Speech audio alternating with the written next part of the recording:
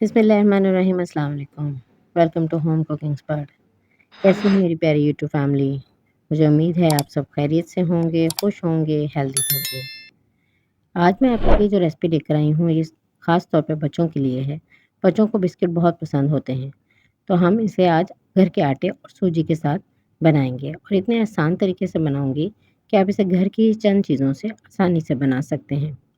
और इसे बनाकर आप सेव भी कर सकते हैं 15 से 20 दिन के लिए। ये बिल्कुल भी ख़राब नहीं होते। ये इतने खस्ता बनते हैं कि ये शाम की चाय के साथ या सुबह नाश्ते में अगर कुछ खाने को दिल ना करे, तो आप नाश्ते में भी इसको खा सकते हैं और बच्चों को आप चाय के साथ शाम को दे सकते हैं। हल्की-फुल्की भूख में इसको आसानी से आप बनाकर खा सकते हैं। तो इसको हम घर की ही कुछ चीज़ों से बनाएँगे और अपना हम टाइम नहीं वेस्ट करते, तो रेसिपी स्टार्ट कर लेते हैं। लेकिन उससे पहले मेरी आप लोगों से रिक्वेस्ट है कि आप लोगों को मेरी वीडियो अच्छी लगे, तो लाइक, शेयर और सब्सक्राइब ज़रूर कीजिएगा। तो वीडियो स्टार्ट करते हैं। बिस्मिल्लाहिर्रहमानिर्रहीम। सबसे पहले मैंने एक साफ बाउल लिया है, उसमें मैंने ये 1.5 कप आटा लिया है, जो हम घर में आम रोटी पकाने के लिए यूज़ करते हैं, वो आटा लिया है, इसको छान लिया है।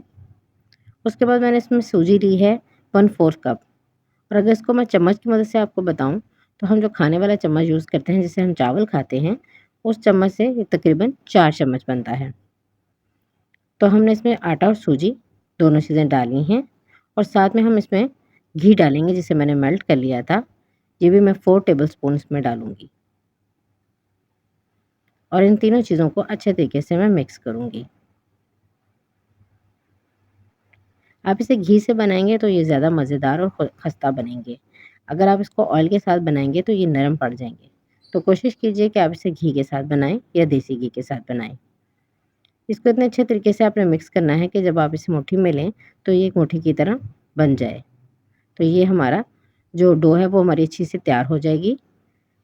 तो अब ये देख सकते हैं, अब ये बिल्कुल रेडी हो चुकी है।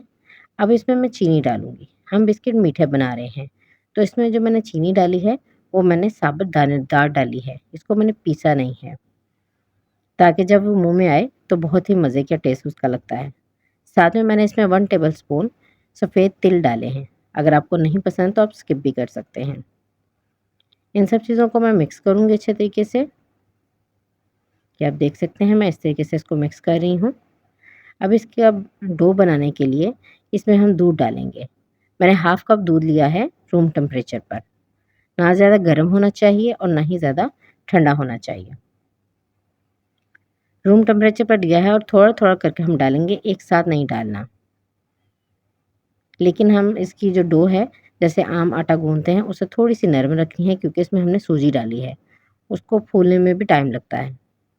तो फिर वो हमारी जो डो है वो सख्त हो जाएगी। इसलिए हमने इसमें थोड़ा-सा इसको डो को नरम रखना है। ये देखिए मैंने सारी डो रेडी कर ली है और मेरी डो थोड़ी-सी नरम है। आधे कप में से भी थोड़ा-सा दूध बच गया है, ये आप देख सकते हैं।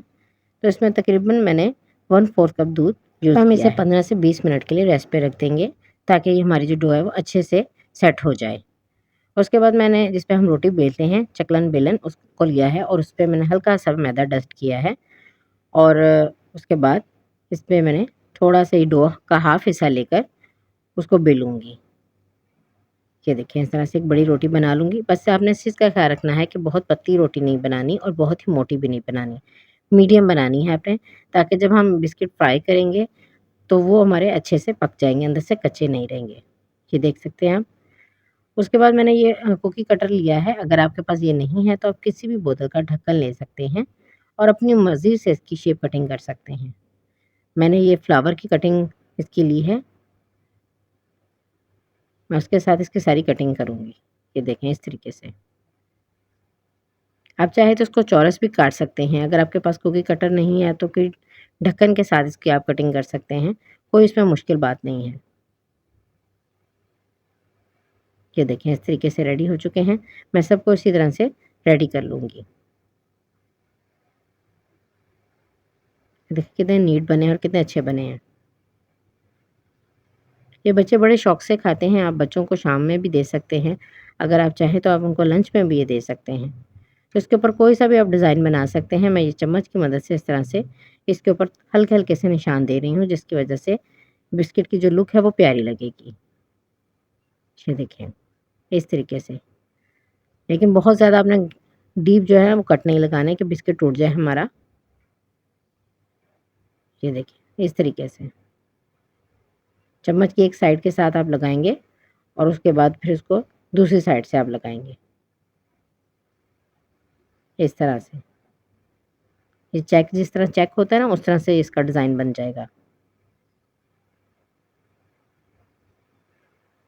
इसी तरह से मैं सारे रेडी कर लूँगी और इसी दौरान मेरी आप लोगों से रिक्वेस्ट है कि आपको मेरी वीडियो अच्छी लग रही है तो मेरी वीडियो को लाइक करें, शेयर करें और सब्सक्राइब करें और साथ लगे हुए बेल आइकन को ज़रूर प्रेस करें ताकि आपको मेरी हर आने वाली वीडियो का नोटिफिकेशन सबसे पहले मिले। फ्रेंड्स आप देख सकते हैं मैंने ये सारे बिस्किट इस तरह से रेडी कर लिए हैं। अब मैं इनको फ्राई करूँगी। आप चाहे तो इनको बेक भी कर सकते हैं लेकिन आज मैं आपको जो बिस्किट बनाना बता रही हूँ वो हम फ्राई करेंगे।